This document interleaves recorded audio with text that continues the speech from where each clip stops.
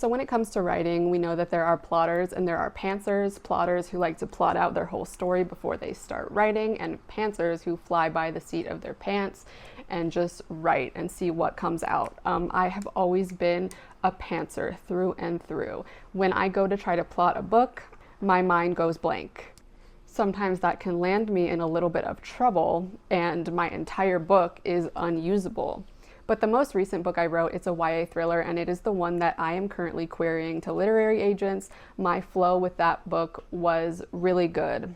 I never really got stuck. I never lost the plot, so to speak.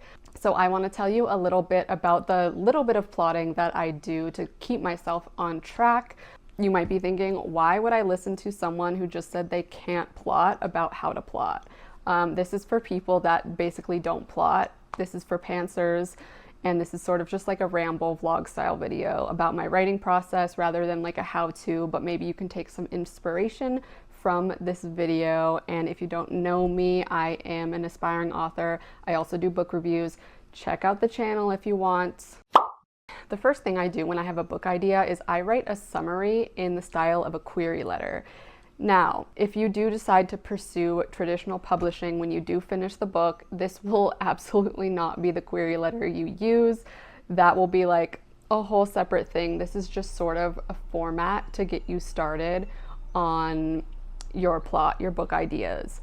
So a query letter usually starts with like the first little paragraph that states who your character is and like where they're at in life right now. So like this is where you maybe figure out their age. Are they like a big city person? Are they in a lonely small town?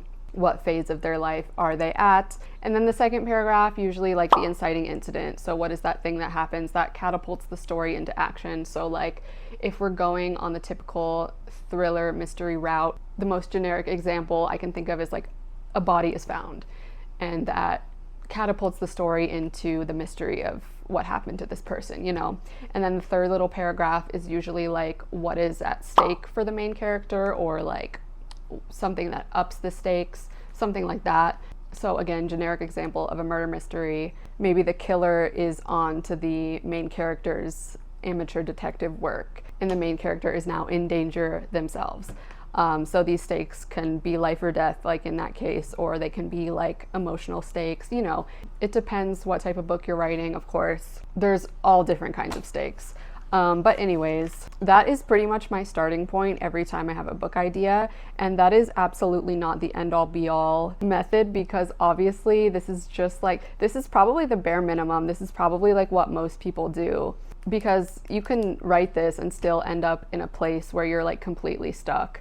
Been there. What I was able to do next with the previous book I wrote is really what's worked for me, and this is not going to work for everyone. If you like to write in order, can't relate, this won't work for you. This is a very like ADHD brain type thing. This is what I did. I wrote the skeleton of the book first. So like I had a solid idea for, of course, like the beginning, like how we're starting up the story, the midway twist, and the ending, as well as like different turning point scenes. Not even necessarily turning point scenes, but sort of like important scenes that display the themes of the book that I knew I really wanted to include. So I basically wrote all of the important stuff first. And I used Scrivener, and Scrivener is really nice because you can, as you write chapters, they're all like in a little outline. You can reorganize them super easily. You literally just drag them around, and that is extremely helpful for me because I write out of order. I basically wrote all of the important scenes first, the scenes that really mean something and make up the skeleton of the book, and I feel like the plot just sort of followed from there. Like once I knew the midway point, all I had to do was get there from the starting point. So like I knew I needed to develop certain character relationships, stuff like that, and then I just had to figure out how to get from that big midway twist to the climax of the story. How do I continue to up the stakes? How do I continue to mess with the character relationships until we get to that final moment? And that really worked for me. That book was a multi-timeline book. I think it followed like 3 different timelines. So that contributed further to me writing out of order. I definitely just wrote whatever important scene came to me that I knew I needed, and then sort of rearranged it from there rather than trying to write it in order. And with every book I write, I have a whole separate page for scenes I need to add. So whenever I think of a scene that I know needs to be in the book, I just write it on that page. Sometimes this is a scene idea, and actually sometimes it's just like a line of dialogue. And then every time I open my document and didn't know what to write next, I could just refer to this one page because I know all of these things I need to add, even if I don't necessarily know what order they need to go in. This worked extremely well for me, and it might sound completely insane to some people. I'm not sure. What sounds insane to me personally? So I was watching a fellow aspiring author on YouTube, or maybe they were an author, I forget, on YouTube, but they were saying that they actually love outlining, and before they start a book, they actually write the entire synopsis. They were saying they get a lot of joy out of doing that. For me, there is no joy in plotting. It's not fun for me. For me, the fun part of writing is actually writing, like being in the scene, feeling the emotions of the scene, and feeling the weight of what the scene means for the characters is the fun part of writing for me. I get pretty much no joy out of plotting, so that's why I don't really do it. I want to share something with you. I am triggered just seeing the cover of this notebook, these cute little gold beads, because this is the notebook that I used to plot the second book I ever wrote. Let me show you some of my attempts at plotting. Look at this. These are some attempts at plotting from someone who doesn't plot. This book, I tried to plot it as I went.